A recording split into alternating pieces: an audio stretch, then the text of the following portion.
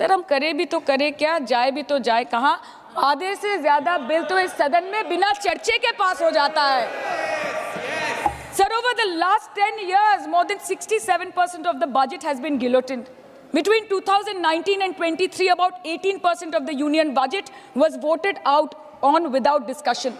In 2023, the entire union budget, and in 24-25, 89% of the budget was passed without discussion. एक साल चुप बैठने के बाद ऑपोजिशन के दबाव में आकर आप मणिपुर पे चर्चा करने पर मजबूर हुए, और किया भी तो कब, रात के 2 बजे जब देश सो रहा था। आप चाहते हैं कि हम ये सब देखें और इस सदन में चुप रहे। बंगाल के हक का 2 लाख करोड़ बाकी है। हर दिन कोई नया कमीशन, कोई नई एजेंसी आ जाती है राज्य सरकार और रूलिंग पार्टी को डिस्टर्ब करने। इलेक्शन कमीशन के बलबूते पर लाखों करोड़ों वोटरों का नाम काट रहे हैं आप, और आप बोलते हैं कि हम इस सदन में आवाज ना उठाए, इसका विरोध ना का ही एक माननीय सदस्य बोल रही है। आप सब लोग अपना विषय बुलाते चला गए। Please be seated, all the members request, please be seated, please be seated.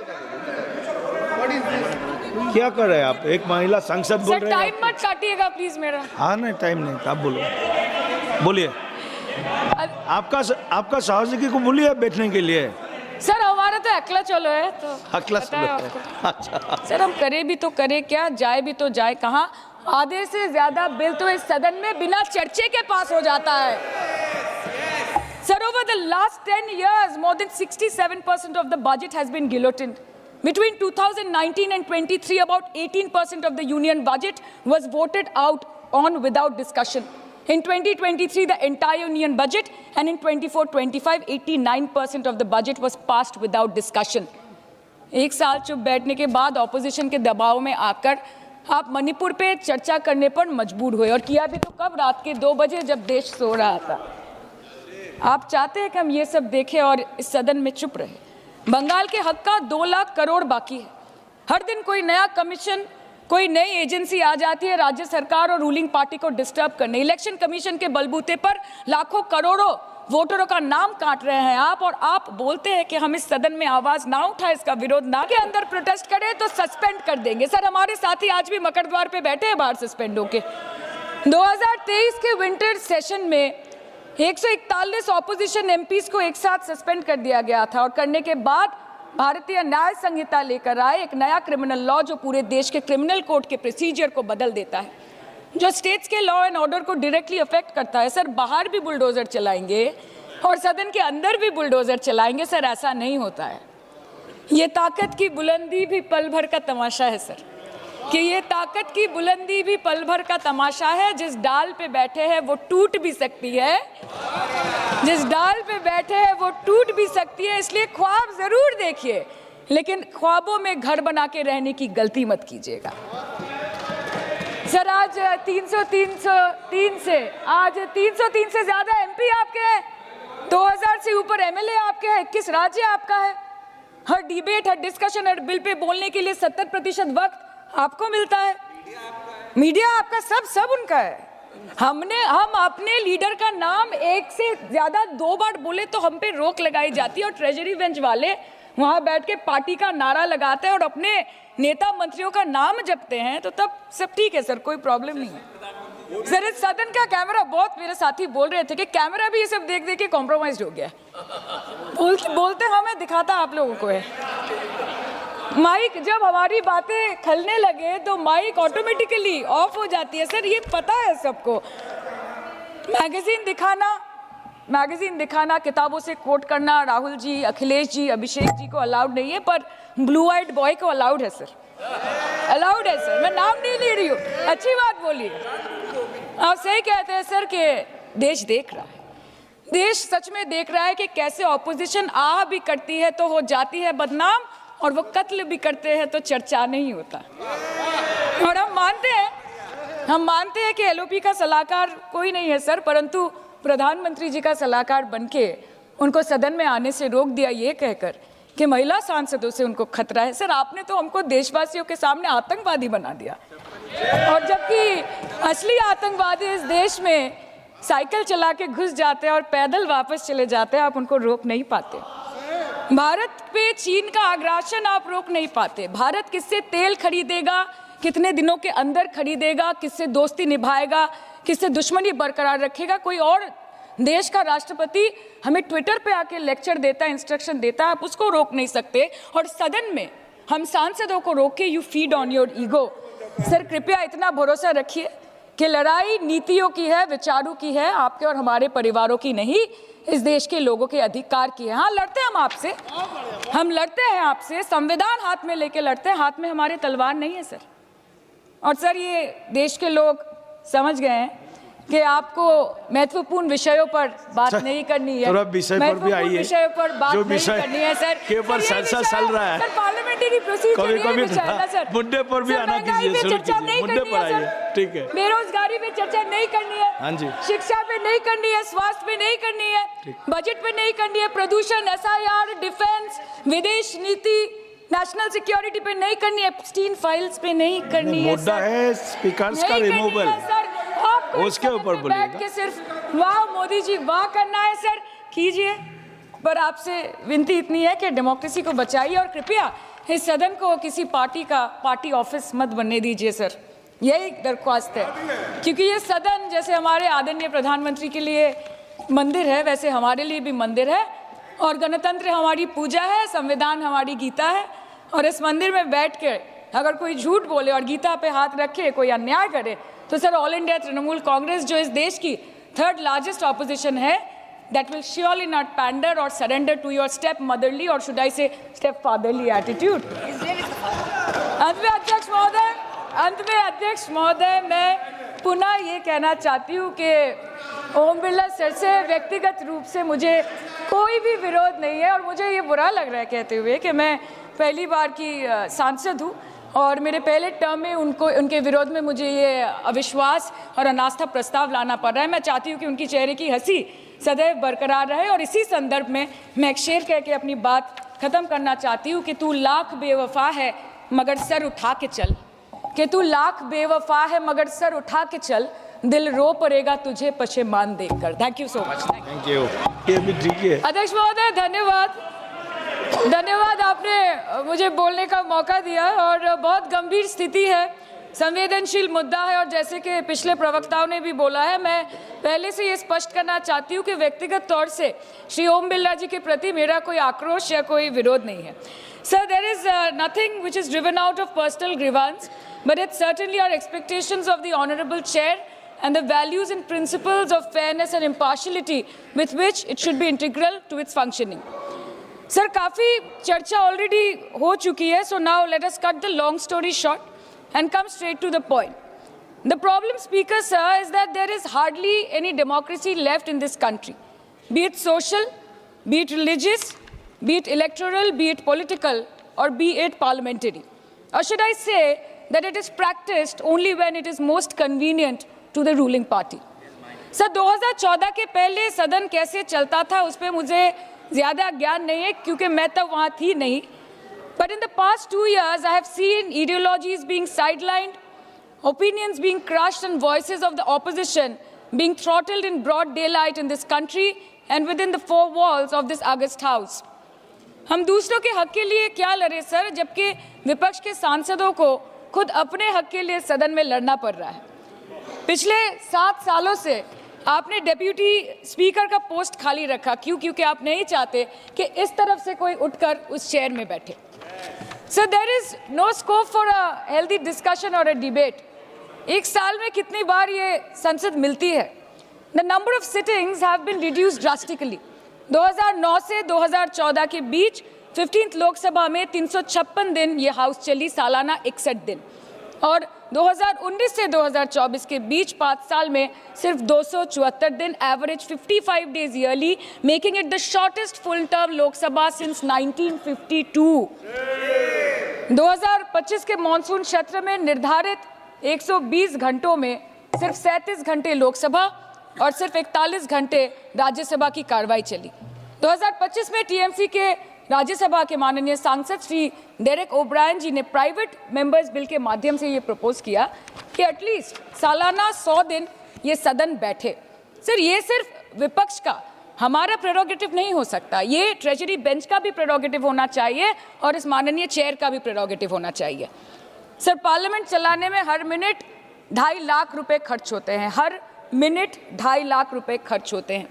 2014 से लेकर 2024 के शीतकालीन सत्र तक कुल मिला के 2200 मिनट, 92 दिन और 3,300 करोड़ रुपए का लॉस हुआ। क्यों? क्योंकि आप नहीं चाहते थे कि महत्वपूर्ण विषयों पर चर्चा हो। अध्यक्ष जी, ये चेयर का काम है निश्चित करना कि ये सदन चले, ये विपक्ष का काम है सवाल उठाना, और ये सत्ता पक्ष का काम है कि वो हर सवाल का जवाब हर उस इंसान को दे जिसके टैक्स के पैसे से ये सदन चलता है। परंतु ये बोलते हुए मुझे खेद है कि सरकार ने इस देश के पॉलिसी मेकिंग प्लेटफॉर्म को अपना एडवर्टाइजमेंट पोर्टल बना दिया है। And they are manipulating this honourable chair to silence the opposition and this august house to blow their own whistle, and they are trying to murder parliamentary democracy by rendering institutions toothless. Sir, CAG reports बनना बंद हो गई है. The number of CAG reports tabled in Parliament has reduced from 53 in 2015 to merely 18 reports in 2023. Public Accounts Committee का काम क्या है sir? अगर रिपोर्ट्स ही नहीं बनेंगी, टेबल्ड ही नहीं होगी, तो पब्लिक अकाउंट्स कमेटी में जाएंगे कैसे, स्क्रूटिनी भी कैसे होगी? How will the Parliament and the people of this country know about the irregularities, the wasteful spendings, inefficient contract management and substandard project implementation taking place in this country every day in each department? You have completely eliminated the concept of transparency and accountability. The BJP government merged the 92-year-old independent railway budget with the union budget 2017. जब हमारी honourable CM माननीय ममता बनर्जी यहाँ की railway minister थी, तो तब पूरे देश के लोगों को अवगत करती थी कि रेलवे के क्षेत्र में इस देश के किस कोने में क्या काम हो रहा है, चाहे वो स्टेशन हो नए नए, या नए रेल हो, या फिर नए कितने सारे इंजन्स बने, कितने सारे रेलवे की गिनती बढ़ गई कोचेस की, सबको पता चलता था। और आज यूनियन बजट में रेलवे जैसे एक इम्पॉर्टेंट कमोडिटी जिसके साथ देश के 20 से 30 करोड़ लोग ऑन अ डेली बेसिस जुड़े हुए हैं, उसका शब्द, उसका नाम तक लिया नहीं जाता। आप ओवरनाइट रात के 12 बजे 1 बजे बिल्स लेकर आते हैं, और सामान्य बिल्स नहीं सर, बिल्स जो लोगों का वर्तमान और उनके भविष्य के साथ डायरेक्टली जुड़े हुए हैं। फार्म लॉज, वक़्फ़, BNS, the Constitution 13th Amendment Bill 2025 which says removal of ministers on detention, changing Manrega to VBG Ramji, and you expect us to read, research, review and rise to speak on it within 12 hours of it being brought? Sir, these bills, these legislations require attention to detail. They need to be thoroughly researched. आज SIR के चलते पूरे देश में 150 से ऊपर लोगों की मौत हो गई। BLOs ने आत्महत्या कर ली। आम आदमी को चिंता से, डर से दिल का दौरा आ गया। 105 साल की बूढ़ी माई से लेकर व्हीलचेयर पे बैठा एक विकलांग भाई तक, गर्भवती महिलाओं को हियरिंग के लाइन पे घंटों दर घंटे आपने खड़ा करके रखा। मतदाताओं के पहचान को, इस देश के मतदाताओं के पहचान को, 100 साल से इस देश को अपना घर, इस धरती को अपनी माँ समझने वाले, हर धर्म, हर समुदाय के लोगों के आत्मसम्मान को दिन दहाड़े अपने पैरों तले कुचलने का काम किया है आपने। और आप कहते हैं कि हम विरोध ना करें और हम चुप बैठे। सर, बाहर विरोध करते हैं तो FIR होगा, ED CBI होगी, कार्रवाई होगी, और सदन के अंदर प्रोटेस्ट करें तो सस्पेंड कर देंगे। सर, हमारे साथी आज भी मकर द्वार पे बैठे हैं बाहर सस्पेंड होके। 2023 के विंटर सेशन में 141 ऑपोजिशन MPs को एक साथ सस्पेंड कर दिया गया था, और करने के बाद भारतीय न्याय संहिता लेकर आए एक नया क्रिमिनल लॉ जो पूरे देश के क्रिमिनल कोड के प्रोसीजर को बदल देता है, जो स्टेट्स के लॉ एंड ऑर्डर को डायरेक्टली अफेक्ट करता है। सर, बाहर भी बुलडोजर चलाएंगे और सदन के अंदर भी बुलडोजर चलाएंगे। सर, ऐसा नहीं होता है। ये ताकत की बुलंदी भी पल भर का तमाशा है सर, कि ये ताकत की बुलंदी भी पल भर का तमाशा है। जिस डाल पे बैठे हैं वो टूट भी सकती है, जिस डाल पे बैठे हैं वो टूट भी सकती है। इसलिए ख्वाब जरूर देखिए, लेकिन ख्वाबों में घर बना के रहने की गलती मत कीजिएगा। सर, आज 303 से ज्यादा MP आपके हैं, 2000 से ऊपर MLA आपके हैं, 21 राज्य आपका है। हर डिबेट, हर डिस्कशन, हर बिल पे बोलने के लिए 70% वक्त आपको मिलता है। मीडिया आपका, सब उनका है। हम अपने लीडर का नाम 1 से ज्यादा 2 बार बोले तो हम पे रोक लगाई जाती है, और ट्रेजरी बेंच वाले वहां बैठ के पार्टी का नारा लगाते हैं और अपने नेता मंत्रियों का नाम जपते हैं, तो तब सब ठीक है सर, कोई प्रॉब्लम नहीं है सर। इस सदन का कैमरा, बहुत मेरे साथी बोल रहे थे कि कैमरा भी ये सब देख देख के कॉम्प्रोमाइज हो गया। बोलते हमें दिखाता आप लोगों को है। माइक जब हमारी बातें खलने लगे तो माइक ऑटोमेटिकली ऑफ हो जाती है सर, ये पता है सबको। मैगजीन दिखाना, किताबों से कोट करना राहुल जी, अखिलेश जी, अभिषेक जी को अलाउड नहीं है, पर ब्लू आइड बॉय को अलाउड है सर, अलाउड है सर। मैं नाम नहीं ले रही हूँ, अच्छी बात बोलिए। आप सही कहते हैं सर कि देश देख रहा है, देश सच में देख रहा है कि कैसे ऑपोजिशन आ भी करती है तो हो जाती है बदनाम, और वो कत्ल भी करते हैं तो चर्चा नहीं होता। और हम मानते हैं कि एलओपी का सलाहकार कोई नहीं है सर, परंतु प्रधानमंत्री जी का सलाहकार बनके उनको सदन में आने से रोक दिया ये कहकर कि महिला सांसदों से उनको खतरा है। सर आपने तो हमको देशवासियों के सामने आतंकवादी बना दिया, और जबकि असली आतंकवादी इस देश में साइकिल चला के घुस जाते हैं और पैदल वापस चले जाते हैं, आप उनको रोक नहीं पाते। भारत पे चीन का आग्रासन आप रोक नहीं पाते। भारत किससे तेल खरीदेगा, कितने दिनों के अंदर खरीदेगा, किससे दोस्ती निभाएगा, किससे दुश्मनी बरकरार रखेगा, कोई और देश का राष्ट्रपति हमें ट्विटर पे आके लेक्चर देता है, इंस्ट्रक्शन देता है, आप उसको रोक नहीं सकते। और सदन में हम सांसदों को रोक के you feed on your ego. Sir कृपया इतना भरोसा रखिए कि लड़ाई नीतियों की है, विचारों की है, आपके और हमारे परिवारों की नहीं, इस देश के लोगों के अधिकार की है। हाँ लड़ते हैं हम आपसे, हम लड़ते हैं आपसे, संविधान हाथ में लेके लड़ते हैं, हाथ में हमारे तलवार नहीं है सर। और सर ये देश के लोग समझ गए हैं कि आपको महत्वपूर्ण विषयों पर बात नहीं करनी है, महत्वपूर्ण विषयों पर बात नहीं करनी है सर, के ऊपर चर्चा चल रहा है सर, पार्लियामेंट्री प्रोसीजर कभी सर, मुद्दे पर भी आना कीजिए, चर्चा नहीं करनी है सर, ठीक है। बेरोजगारी पे चर्चा नहीं करनी है, हाँ जी, शिक्षा पे नहीं करनी है, स्वास्थ्य पे नहीं करनी है, बजट पे नहीं करनी है, प्रदूषण, एसआईआर, डिफेंस, विदेश नीति, नेशनल सिक्योरिटी पे नहीं करनी है, एप्स्टीन फाइल्स पे नहीं करनी है। मुद्दा है स्पीकर्स का रिमूवल, उसके ऊपर बैठ के सिर्फ वाह मोदी जी वाह करना है सर, कीजिए। पर आपसे विनती इतनी है कि डेमोक्रेसी को बचाइए और कृपया इस सदन को किसी पार्टी ऑफिस मत बनने दीजिए सर, यही दरख्वास्त है। क्योंकि ये सदन जैसे हमारे आदरणीय प्रधानमंत्री के लिए मंदिर है, वैसे हमारे लिए भी मंदिर है, और गणतंत्र हमारी पूजा है, संविधान हमारी गीता है। और इस मंदिर में बैठ के अगर कोई झूठ बोले और गीता पे हाथ रखे, कोई अन्याय करे, तो sir all India Trinamool Congress जो इस देश की थर्ड लार्जेस्ट ऑपोजिशन है, that will surely not pander or surrender to your step motherly or should I say step fatherly attitude. अंत में अध्यक्ष महोदय मैं पुनः ये कहना चाहती हूँ कि ओम बिरला सर से व्यक्तिगत रूप से मुझे कोई भी विरोध नहीं है, और मुझे ये बुरा लग रहा है कहते हुए कि मैं पहली बार की सांसद हूँ और मेरे पहले टर्म में उनके विरोध में मुझे ये अविश्वास और अनास्था प्रस्ताव लाना पड़ रहा है। मैं चाहती हूँ कि उनकी चेहरे की हंसी सदैव बरकरार रहे, और इसी संदर्भ में मैं एक शेर कह के अपनी बात खत्म करना चाहती हूँ कि तू लाख बेवफा है मगर सर उठा के चल, कि तू लाख बेवफा है मगर सर उठा के चल, दिल रो पड़ेगा तुझे पशेमान देखकर। Thank you so much. Thank you.